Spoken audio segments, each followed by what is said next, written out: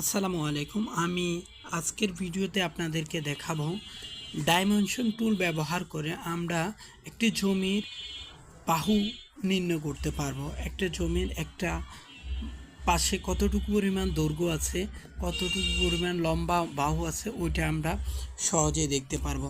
So আমি আজকে আলোচনা করব ডাইমেনশন টুলের মাধ্যমে। সো ডাইমেনশনে আমরা বিভিন্ন জিনিস নির্ণয় করতে পারবো। একটা জমির কোন বাহু কতটুকু পরিমাণ দৈর্ঘ্য আছে, টোটাল সবগুলো জমির আমি নির্ণয় করতে পারবো। সো এখন আমরা 138 নাম্বার দাগের ডাইমেনশন টুলসের মাধ্যমে আপনাদেরকে চারটা বাহু এবং কর্ণটা বের করে দেখাবো। ডাইমেনশনের জন্য আমি অ্যালাইন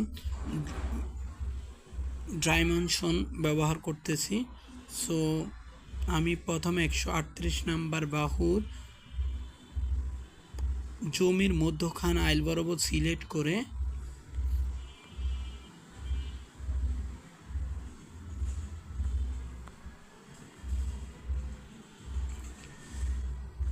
আমি দেখতে পাচ্ছি আমার জমির একটা বাহু হচ্ছে যে 96 ফুট 7 ইঞ্চি।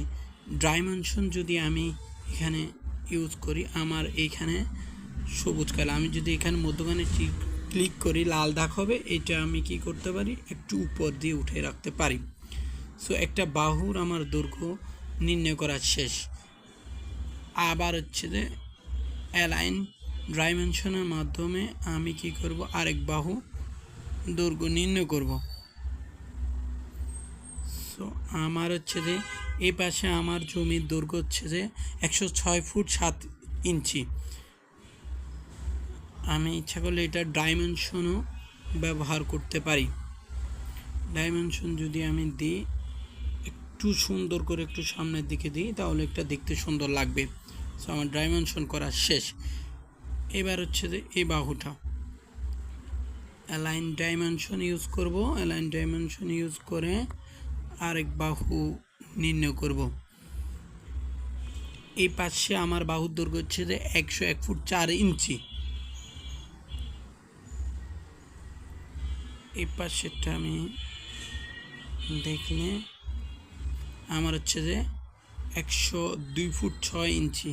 এটা আমি যদি ডাইমেনশন ইউজ করি, সামনে দিয়ে দেখতে সুন্দর লাগবে এটা। ওকে, আমি বলছিলাম এখানে আমি কর্ণশ দেখাবো। সো যদি আমি আমার জমির কর্ণ নির্ণয় করি, তাহলে আমার জমি অ্যাকুরেট মাপ হবে, ত্রিভুজ আকৃতির হবে, তাহলে আমার জমি ক্ষেত্রফলটা আমি সহজে বুঝতে পারবো।